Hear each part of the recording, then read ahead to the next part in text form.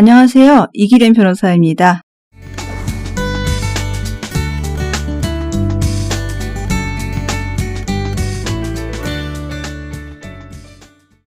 안녕하세요. 이기련 변호사입니다. 오늘은 주주총회 후 회의 일시와 소집 장소, 목적 사항 등에 대해서 함께 보시겠습니다. 우선 소집 시기와 장소인데요. 주주총회 후 소집 시기와 장소는 이사회에서 결정하여서 주주에 대해 통지, 공고할 때 이를 기재해야 합니다. 우선 소집 일시의 결정입니다.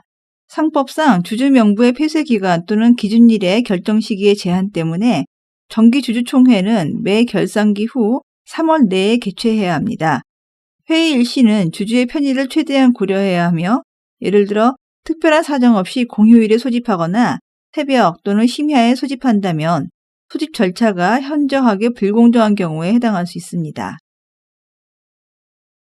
소집 장소입니다. 이에 관해 상법은 총회는 정관에 다른 규정이 없으면 본점 소재지 또는 이에 인접한 지에 소집하여야 한다고 규정하고 있습니다. 여기서 본점 소재지 또는 인접한 지의 범위는 동일한 생활권을 이루는 행정 단위로 파악해야 할 것이며 위치 파악이 현저히 곤란하다거나 혹은 입장료를 부담해야 하는 장소로 정한다면 소집 절차가 현저히 불공정한 경우에 해당할 수 있습니다. 판례도 주주총회 소집 통지에 기재된 소집 일시 또는 소집 장소가 실제 회의 일시 또는 장소와 상당한 괴리가 있는 경우 총회 결의의 취소 사유에 해당하는 것으로 보고 있습니다.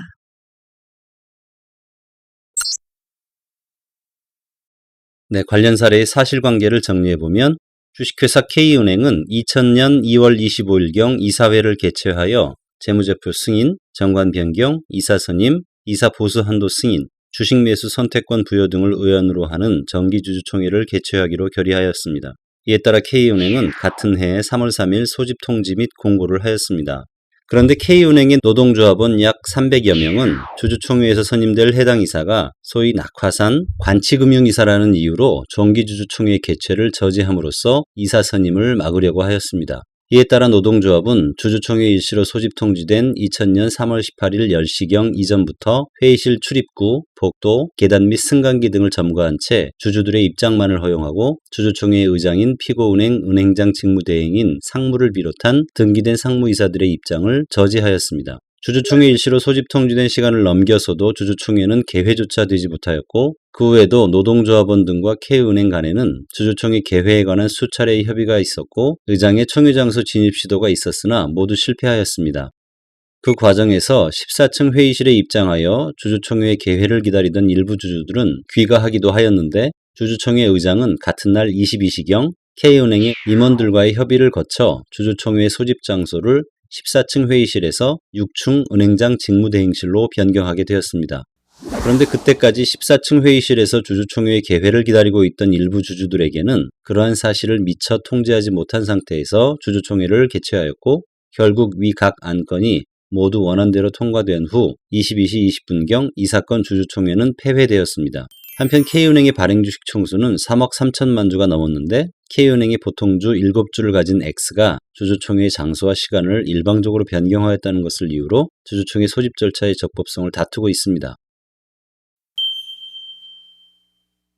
주주총회의 개회 시각이 부득이한 사정으로 당초 소집 통지된 시각보다 지연되는 경우에도 사회 통념에 비추어 볼 때 정각에 출석한 주주들의 입장에서 변경된 개회 시각까지 기다려 참석하는 것이 곤란하지 않을 정도라면 절차상의 하자가 되지 아니할 것이라고 전제한 후 만일 그 정도를 넘어 개회 시각을 사실상 부정확하게 만들고 소집 통지된 시각에 출석한 주주들의 참석을 기대하기 어려워 그들의 참석권을 침해하기에 이르렀다면 주주총회의 소집 절차가 현저히 불공정하다고 하지 않을 수 없다는 취지로 판단하고 있습니다.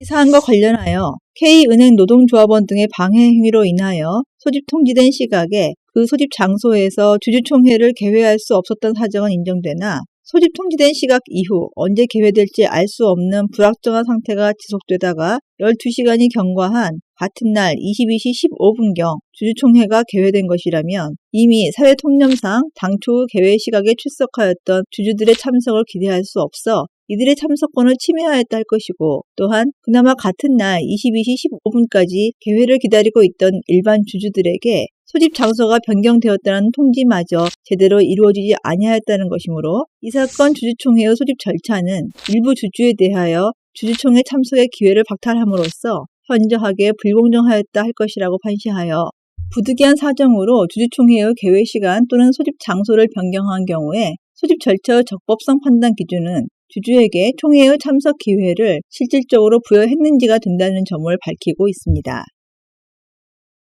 다음으로 주주총회의 목적사항입니다. 회의의 목적사항은 총회에서 결의할 안건을 의미하는데요. 따라서 통지서와 공고에는 주주가 무엇을 결의하게 되는지를 알 수 있을 정도로 회의의 목적을 기재해야 합니다.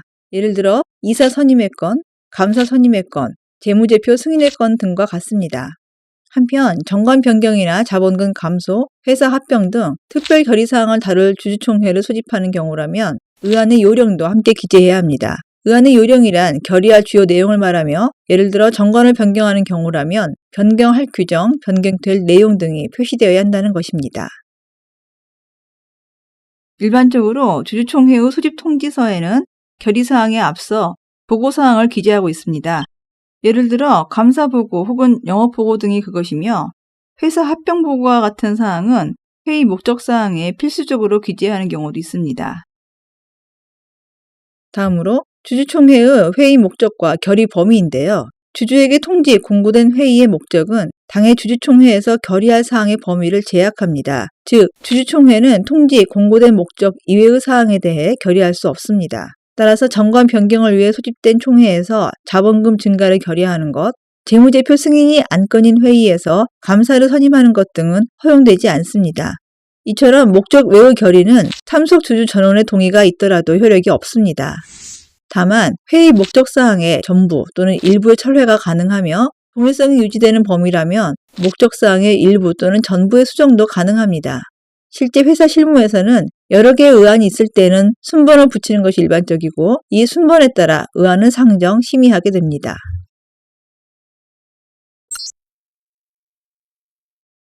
네, 관련 사실관계를 정리해보면 S고속화물 주식회사에는 주주가 15명이었는데 1978년 2월 25일경 정기주주총회를 개최하면서 회의의 목적사항을 영업보고서, 대차대조표, 재산목록 및 손익계산서 승인의 건, 감사 선임의 건, 임원보수 승인의 건으로 한정하여 소집하였습니다. 그런데 S주식회사의 주주총회에는 당시 15명의 주주 중 3명을 제외한 12명이 참석하였는데 주주총회 진행 도중 일부 주주가 A를 비롯한 일부 이사들의 책임을 물어야 한다는 의사진행 발언을 하였습니다.